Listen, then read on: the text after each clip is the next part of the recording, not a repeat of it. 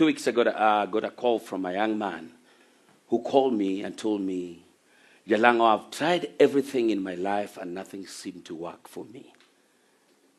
I asked him, how old are you? He told me he's 23. At 23, this guy had already tried everything and nothing seems to work for him. So he was giving up in his life. At 23, I was a fisherman and a fishmonger in Homa Bay town.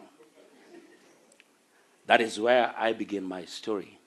I was a fisherman who would go to the lake, cast our nets in the middle of the night, in the morning pull the nets and sell fish to the women at the show. That same picture that maybe some of you have been seeing going around on social media, that was me at the beach of Homa Bay selling fish. How did I end up being a fishmonger? I went to Homa Bay Lake Primary School, P.O. Box 217. 217 Homa Bay. That is where it all began. Born up in an average family, going up, today there's food, tomorrow there's no food, there's rent today, tomorrow the houses is locked. But then I did my KCPE. And when I did my KCPE, I got a calling to Maseno School. And you know how it used to be a long time, that you could not get a chance to go to Maseno School or any other national school if you didn't have the money or you didn't get there in time or your chance would be taken. So my dad tried to put all the resources that he had together and we headed to Maseno School. When we got to Maseno School, it was a week later. The calling day had gone and I'd lost my chance to join Maseno School. I saw my dad pull my box, I was wearing my Maseno School uniform, and we left Maseno School. The only dream that my dad had, that this would be the way that will open doors for this humble family. We left, and I went to Barkanyango Secondary School, P.O. Box 14, Nyamonye.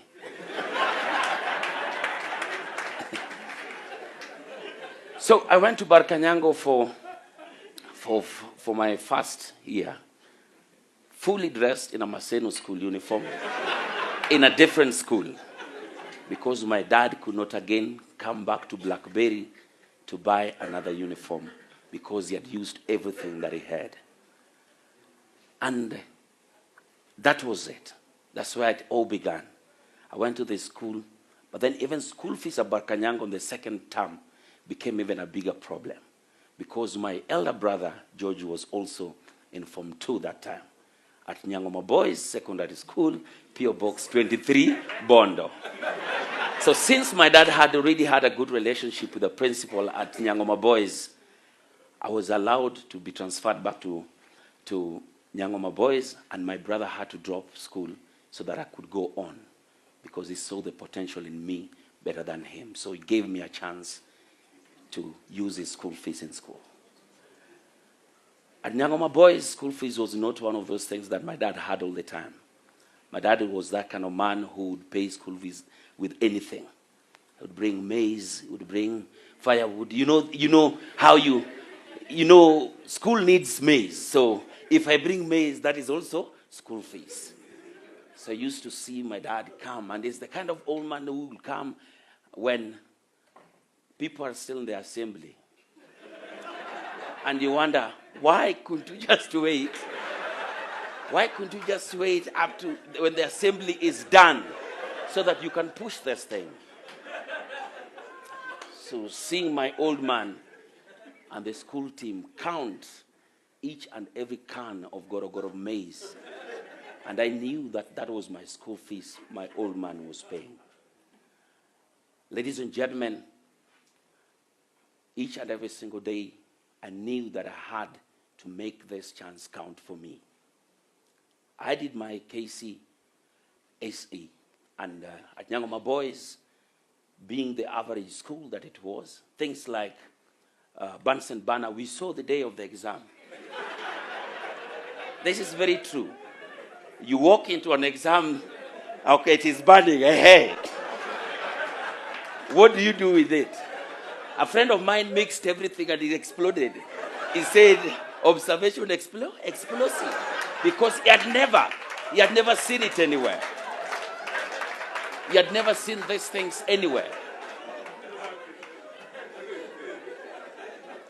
Ladies and gentlemen, I got C+. Luos don't fail. I got a very strong C+.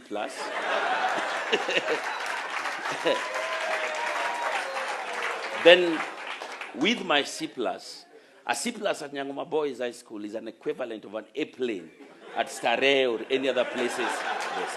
Why that I was at Maseno at that time, I would have gone and got myself a what? An A-plane. But I was at Nyangoma Boys, and armed with my C+, I went back home. I went back to Homa Bay, and there was this 1 year period where guys wait to later join the college, and the people around me, the young men we agree with, went to the colleges, universities. And at this point, I asked my dad, when am I going to college? My dad has never laughed like that. He told me, you've seen what I've gone through trying to take you to college. What in your sane mind thinks, high school, what in your sane mind thinks I can even afford to pay your college fees? That's how I got myself working at Capital Fish Kenya Limited in Homa Bay.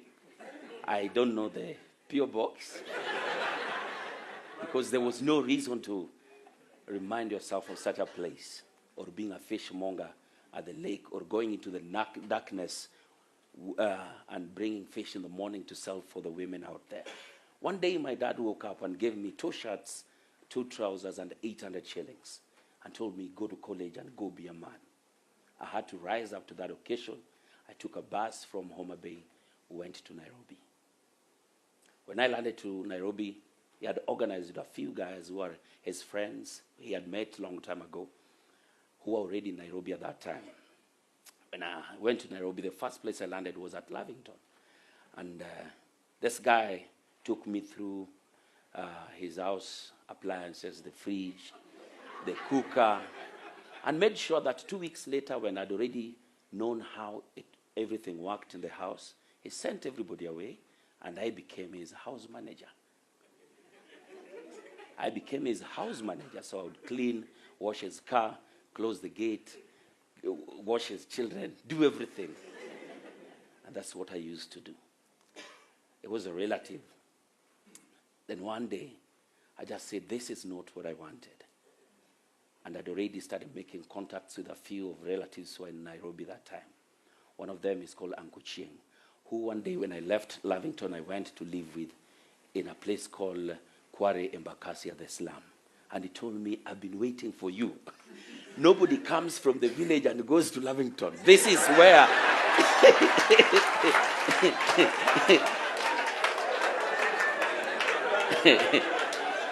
This is where it all begins. This is where it all begins. So I started staying with him in his house. In his house, that's where I stayed with him. But I knew that I had this passion of acting, which from high school and everywhere, I knew that this is what I wanted to do. But then through acting or wanting to go, I didn't know where to start from. And even before I started going to the National Theatre, I'd done every single manual job in Nairobi. Mjengo, osha gari, kwanza mjengo mbaya, ile ya kubomoa. Wacha kujenga. You know, done almost every single manual job just to try to make sure that we had food on our table. But I give it back to Uncle Chieng, who each and every single time, even after working at industrial area, still used to give me fare to go to the National Theatre to pursue my passion. So one day, I got a chance to the auditions. And when I auditioned, I was taken to the second cast. There's always the first cast and the second cast. So in case the first cast, somebody gets sick or ill, you can always take the role. And we were doing the set books. This was after almost 3 years. Nobody was getting sick or leaving. Nobody was leaving from the first cast.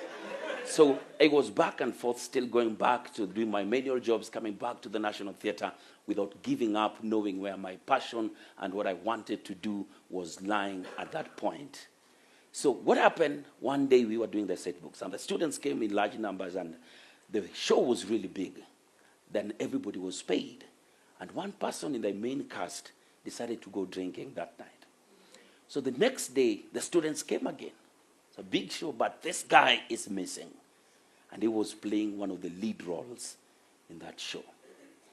And because the students had to go back to school and time was running out, I got a chance to step in. And I told God, this is the only chance that I've been waiting for. Give me the courage to prove that, you know what, I'm already and ready for this. So everybody in the cast said, let's see what this guy will do. So they came by the wings of the theater or the curtains to see how I was going to spoil their big play because I was a no one. And to date, I still remain one of the best Swahili narrators at the National Theater. Because when I got on that stage that day, I gave it my all. And to date, I still remember every single word of that show. I went on that stage, and it was the opening, and I said, karibuni sana katika mwisho wa kosa. Ni riwaya iliyoandikwa na Z Bruani na kuchapishwa na Longhorn Publishers. Na kwa idhini ya Longhorn kunakiliwa kwa tamthilia. Naye Bwana Jasper Okda, mkurugenzi wa kikundi maarufu Jicho 4 Productions. Kikundi kinachojishughulisha na uigizaji jukwani vitabu vya fasihi katika shule za upili nchini Kenya. Ili tujue ni msika yupi aliyotenda kosa lipi na vipi na lini na kwa nini. Jiunge nasi toka hapa hadi ufuoni mwa bahari. Meli yetu, you understand?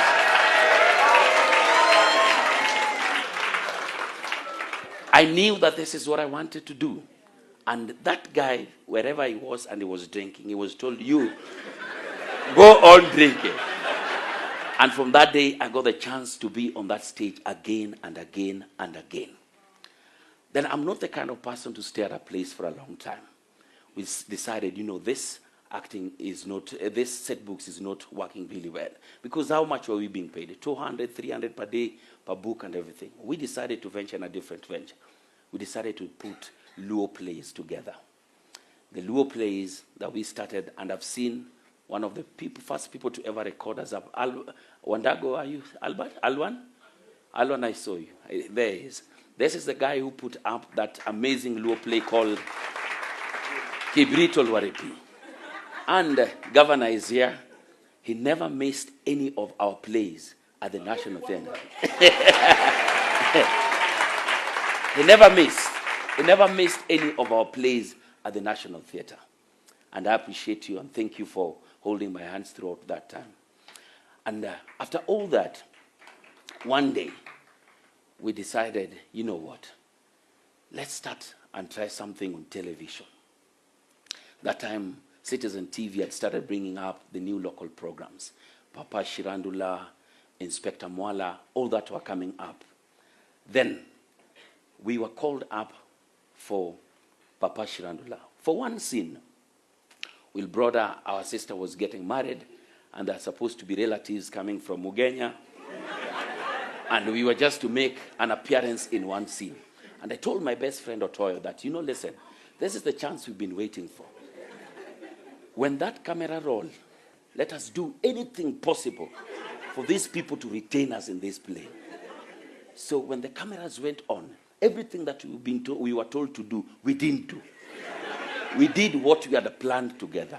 And we made them change the script that, you know what, when everybody was going back to Ugenya, Jalang'o and Otoyo jumped through the window of the bus, and they are still somewhere in Nairobi, for them to look for how to put us in that script. You see, that gave me one very big lesson, that anytime you get a chance to do something, do it and give it your all. You only have two chances. You either do it or you don't do it. There's never doing it, oh, kidogo, kidogo. No. Give it your best. And things happened very quickly. Things happened and turned very quickly. The same time, we were just starting to make our names on this show. Nyambane had just left Kiss 100. And Kiss had called out for the search of the person to replace Nyambane. So you know how Kiss was big and is big at announcing such a vacancy. And people came, 1,001 of them. And the first thing that happened is a crowd like this, they came out and said, thank you so much for coming. If you have a degree, step to the left. If you don't have, step to the right. Remember, mimi na degree.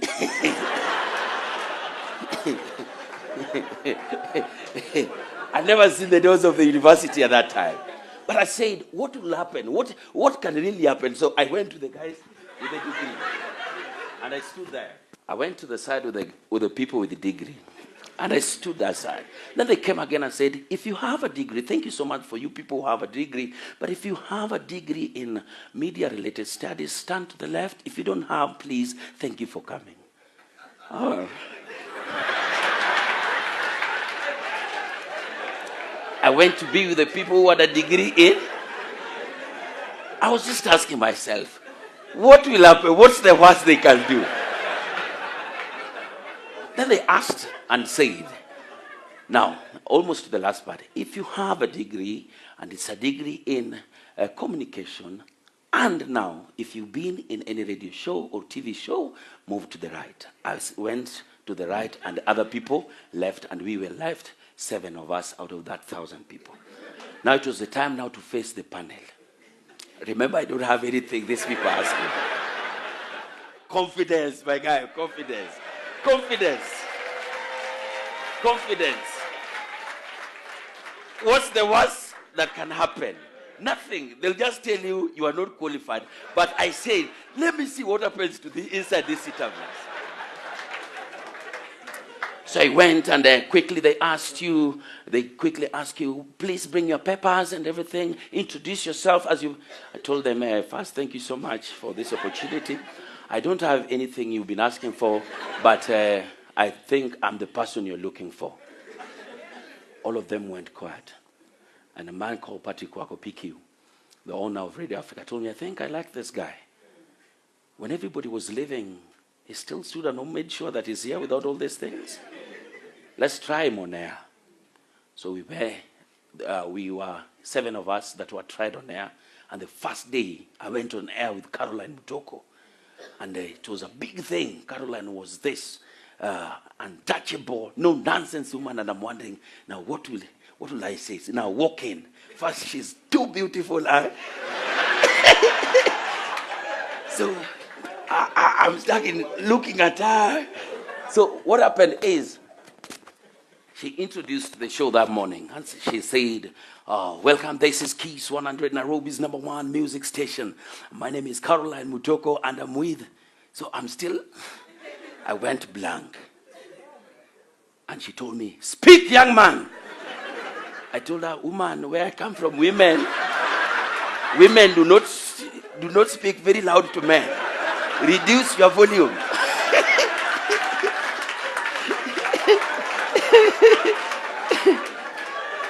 So she switched off the microphone and told me, nobody has ever told me anything like that. But I think I like you. Are you ready now? So we went on and the trials went on. All these guys were tried, and it got to a point where everybody was being dropped. In the third week, 2 people were dropped off the 7. The second week came, another 2 were dropped, so we were left the 3 of us.